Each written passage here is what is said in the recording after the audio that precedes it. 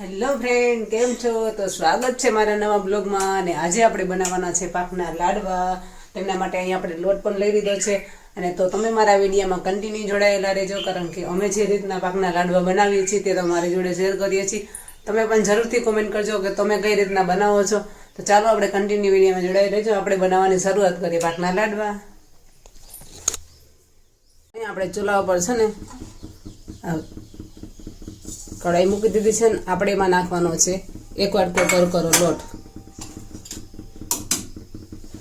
અને તેમાં આપણે નાખી દઈશું ઘી. આપણે થોડુંક હજી વધારે બનાવીએ છીએ એટલે આપણે હજી થોડુંક વધારે નાખી દઈએ. હવે આપણે ઉમારી દઈશું એમાં ઘી.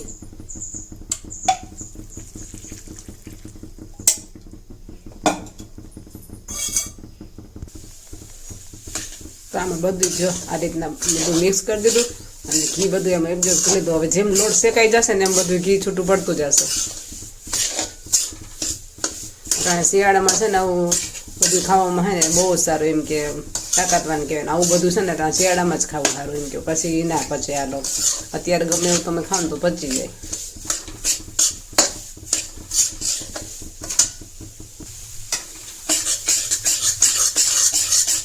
અને છે ને કરીએ દાજીની ને એટલા માને સતત હલાવવાનું હોય આપણે. નકર આ બધો લોટ કરીએ દાજી જાય. જ્યાં સુધી ઘી હાવ છૂટું ના પડી જાય ને ત્યાં સુધી એને હલાવ્યા જ કરવાનું. તમારી જેમ કોણ કોણ વસાણું બનાવે છે જરૂરથી કોમેન્ટ કરજો.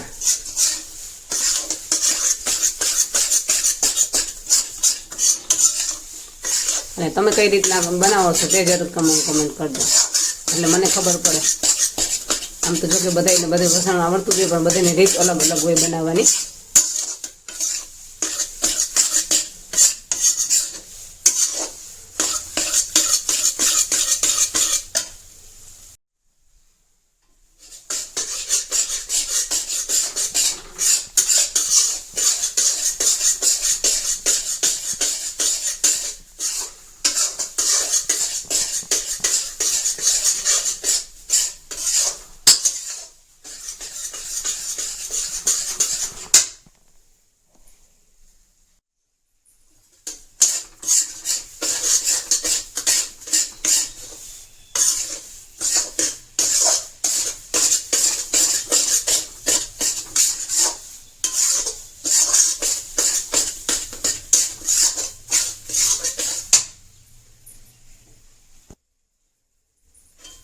આપણો લોટ સરસ મજાનો શેકાવા આવ્યો છે. તમે જોઈ શકો છો મિત્રો, સરસ મજાનો લોટ સુગંધ બનાવવા માંડી છે.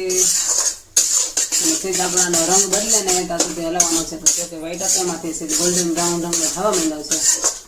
હજી તો આપણે થોડીક વાર એમને શેકવાનો છે.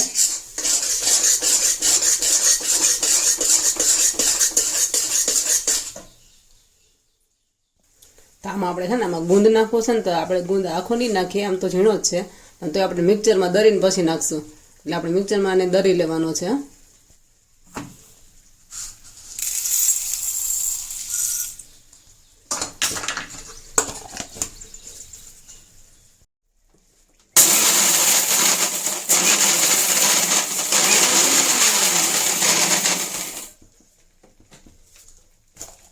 તો બસ આપણે આને અધકચરો જ કરવાનો હતો.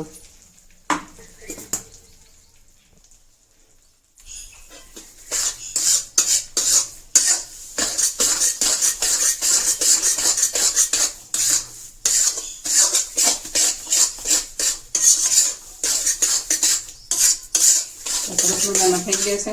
તો હવે આપણે આ બધે ગુંદ છે ને આમાં નાખી દેવાનું, કારણ કે ઘીમાં છે ને બધે ગુંદ ફૂલી જશે. આમાં આપણે એને ફૂલાવી લેવાનો છે.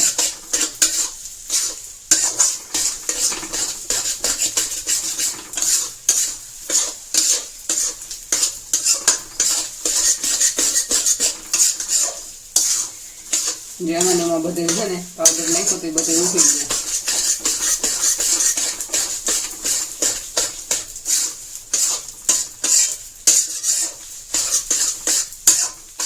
પછી એમાં થોડુંક આપણે નાખી દઈશું આદુનો પાવડર, એટલે કે સૂંઠ પાવડર.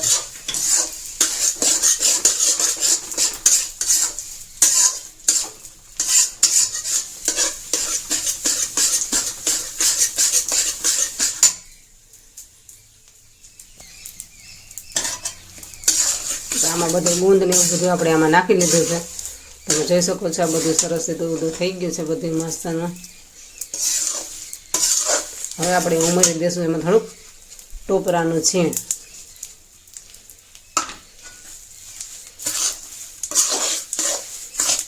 એને આપણે બધું સરસ રીતે મેલ્ટ કરી લઈશું.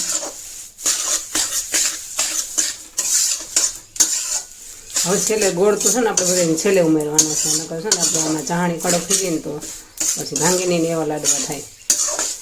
એટલે બધું મિક્સ થઈ જાય ને પછી આપણે કઢાઈ ઉતારીને પછી એમ આપણે ગોળ મેલ્ટ કરવાનો છે. તો હવે આપણે છે ને ગેસની ફ્લેમ બંધ કરી દેવાની છે. ગેસ બંધ કરી અને પછી આપણે એમાં ગોળ નાખવાનો છે.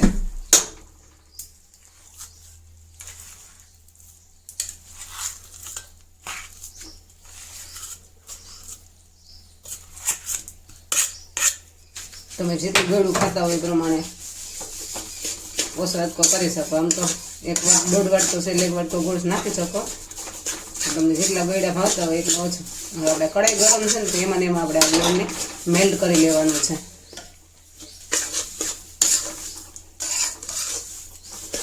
ગોળની ચાસણી નથી લેવાની કે પાયો નથી લેવાનો.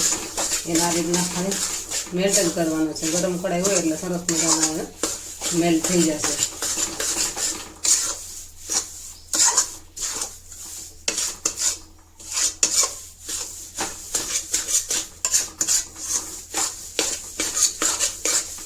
સરસ મજાનું બધું મેલ્ટ થઈ ગયું છે. હવે આપણે એને પાથરી લેશું.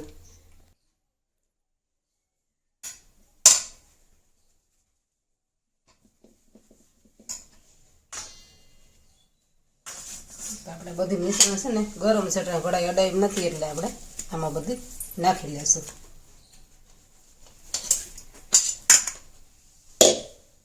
ગરમ ગરમ છે એમાં અડાઈ નથી. તેલની કઢાઈ છે એટલે બહુ ગરમ હોય. આ રીતના આપણે બધી નાખી લીધું છે. હવે સરસ મજાનું આને પાથરી દેવાનું છે.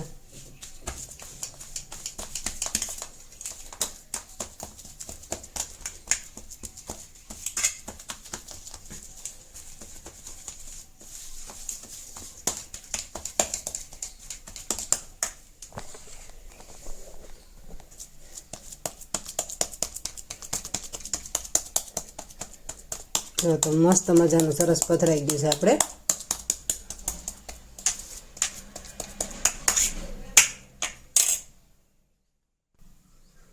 તો આપણે પાછું આપણે થાળીથી આથી રીતને સરસ મસ્ત મજાનું પાથરી દઈશું. જો ઉપર ઘી આવી ગયું. તમે આને લાડવાઈ વાળી શકો અને ઢેફલાઈ પાડી શકો.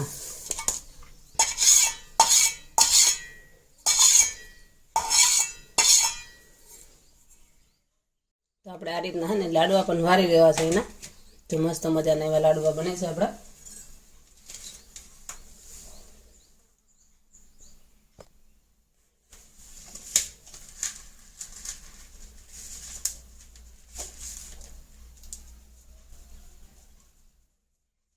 પેલા આપણે થાળીમાં પાથર્યું હતું કારણ કે જામી જાય તો પછી ઢેપલા પાડવા થાય.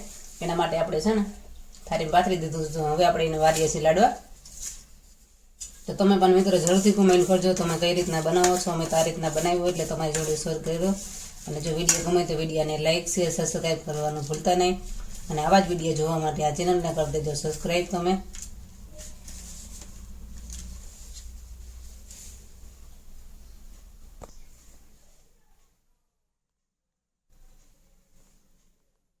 મસ્ત મજાના એવા પાકના લાડવા બનીને તૈયાર થઈ ગયા છે મિત્રો. તો હવે આપણે વિડીયોને એન્ડ કરશું. Bye bye.